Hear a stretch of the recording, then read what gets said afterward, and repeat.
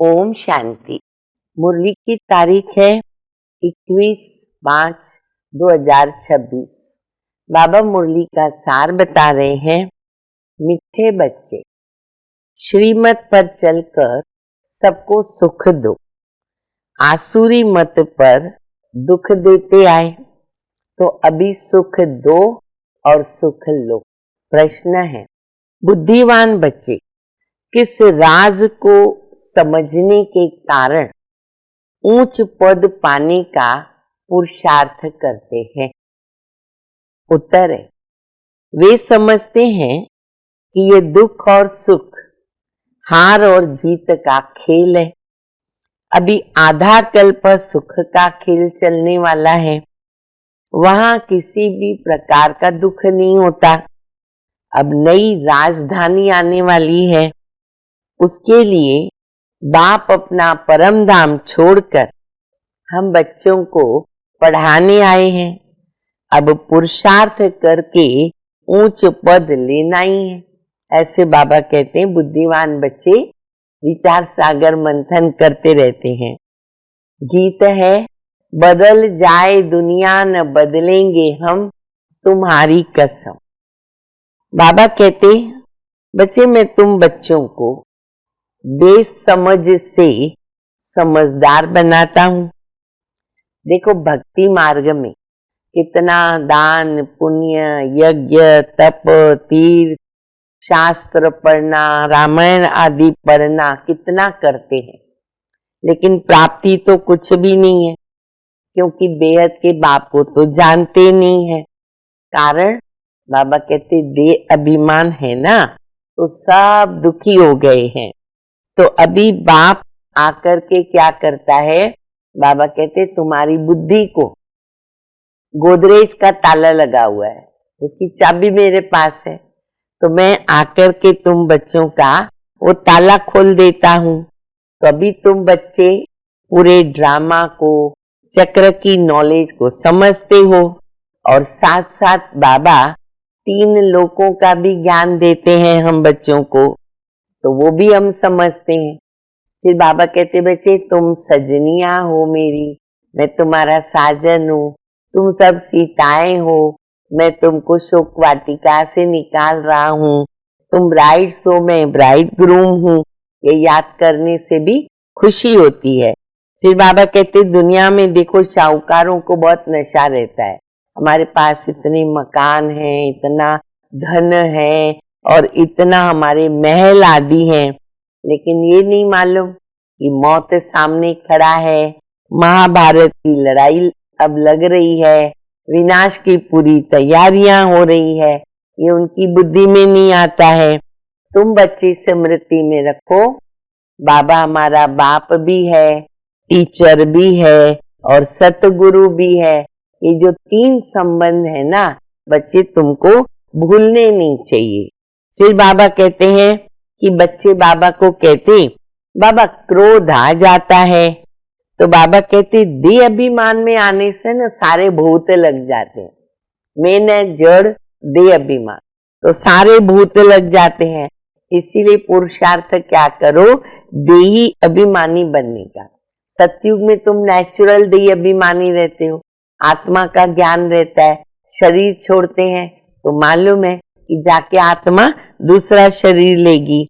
फिर बाबा कहते हैं, देखो भक्ति मार्ग में क्या करते हैं, हाँ श्री कृष्ण हैं, देवताएं हैं, उनके आगे जाकर महिमा करते हैं, सर्वगुण संपन्न, 16 कला संपूर्ण आदि आदि। लेकिन बाबा की महिमा अलग है, शिव की महिमा ही अलग है। उनको फिर क्या कहते, भर दो हमारी झोली, झोली भर दो। फिर बाबा कहते, उनको कहेंगे हमको पति चाहिए ऐसा, या फिर ये चाहिए वो चाहिए। अच्छा, दीपमाला आएगी तो लक्ष्मी का आवाहन करते हैं, धन मांगते हैं। फिर विष्णु चतुर्भुज भी दिखाते हैं, और उनके लक्ष्मी नारायण का कंबाइंड रूप है, जानते नहीं है। कितना सब बाबा डिटेल बता रहे हैं। लेकिन बाबा कहते, बच्चे फिर भी भक्ति में क्या होता है, भावना तो होती है ना, तो बाबा क्या करते हैं, भावना का फल, अल्पकाल का फल पूरा करने साक्षात्कार करा दे। जिस भावना से जिसकी भक्ति करते हैं, तो बाबा कहते मैं साक्षात्कार करा देता हूँ। यहाँ बाबा के बच्चे बने, दीदार की कोई बात नहीं, यहाँ तो अनुभव करना है ना। तो बाबा कहते अगर साक्षात्कार का इच्छा हुआ तो क्या होगा, उसमें माया प्रवेश कर लेती है। बहुत ऐसे केसेस बने हैं। तो माया प्रवेश करके क्या करेगी, पद भ्रष्ट कर देगी। बाबा कहते चलो बिंदी का साक्षात्कार हुआ भी, फायदा क्या।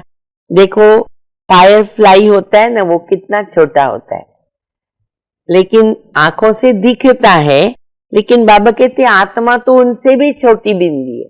तो ये समझना है उस बिंदी को, क्या देखना, अच्छा मैं भी तो बिंदी हूं, परमात्मा का भी वही रूप है, यही समझना है। फिर बाबा कहते भक्ति मार्ग में भक्त क्या करते, देवताओं के चित्र है ना अपने पास रखते हैं, जिसको जिस देवता में भावना रहती है। तो तुम बच्चों को त्रिमूर्ति का जो चित्र है ना, वो साथ में पॉकेट में रखना चाहिए, ताकि देख देख के याद आवे कि शिव बाबा के द्वारा हम ऐसे लक्ष्मी नारायण बन रहे। अभी हम सुनेंगे धारणा के लिए मुख्य सार। शिव बाबा को विकारों का दान देकर कभी वापस नहीं लेना है। देहाभिमान के भूत से बचना है। इस भूत से सब भूत आ जाते हैं, इसलिए आत्माभिमानी बनने का अभ्यास करना है। दूसरा, ध्यान दीदार की आशा नहीं रखनी है। एम ऑब्जेक्ट को सामने रखकर पुरुषार्थ करना है। श्रीमत पर सबको सुख देना है। वरदान है, करावनहार की स्मृति से सेवा में सदा निर्माण का कार्य करने वाले कर्म योगी भव। कोई भी कर्म योगी की स्टेज में परिवर्तन करो, कर्म करो पर कर्म योगी बनकर। सिर्फ कर्म करने वाले नहीं, लेकिन कर्म योगी। कर्म अर्थात व्यवहार और योग माना परमार्थ, तो दोनों की बैलेंस चाहिए। शरीर निर्वाह के पीछे आत्मनिर्वाह भूल नहीं जाना है। जो भी कर्म करो वह ईश्वरीय सेवार्थ हो। इसके लिए सेवाओं में निमित्त मात्र का मंत्र व करनहार की स्मृति का संकल्प सदा याद रहे। करावनहार भूले नहीं तो सेवा में निर्माण और निर्वाण रहते हैं, नम्रचित होकर के रहते हैं। स्लोगन है, सेवा संबंध संपर्क में विघ्न पड़ने का कारण क्या है, पुराने संस्कार। उन संस्कारों से वैराग्य हो। अव्यक्त इशारा, सदा अचल अडोल एक रस स्थिति का अनुभव करो। सभी से श्रेष्ठ तखत बाप दादा के दिल तख्त नशीन बनना है। लेकिन इस तखत पर बैठने के लिए पहले अचल अडोल एक रस स्थिति का तखत चाहिए, तभी बाबा के दिल तखत पर बैठेंगे। एक रस स्थिति के तखत पर तभी स्थित रह सकते हैं जब अकाल तख्त नशीन बनने का अभ्यास होगा, अर्थात आत्माभिमानी बनने का।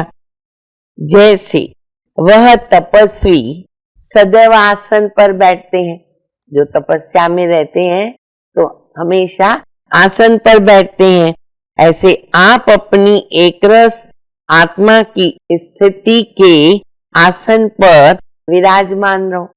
जितना हो सके चेक करें सारे दिन के अंदर आत्मिक स्थिति कितना रहती है, न भूलें होती है, न पाप होते हैं, और प्लस बाबा की याद रहती है, तो फायदे ही फायदे हैं। तो जो मुख्य बात है उस पर अटेंशन दे। तो उस आसन पर विराजमान रहो, इस आसन को नहीं छोड़ो, तभी फिर भविष्य का सिंहासन मिलेगा। अच्छा, मीठे मीठे सिकिल दे बच्चों प्रति माता पिता बाप दादा का याद प्यार। Good morning. रूहानी बाप की रूहानी बच्चों को नमस्ते। हम सभी रूहानी बच्चों की रूहानी माता पिता बाप दादा को याद प्यार। गुड मॉर्निंग, नमस्ते नमस्ते, शुक्रिया बाबा, शुक्रिया। ओम शांति।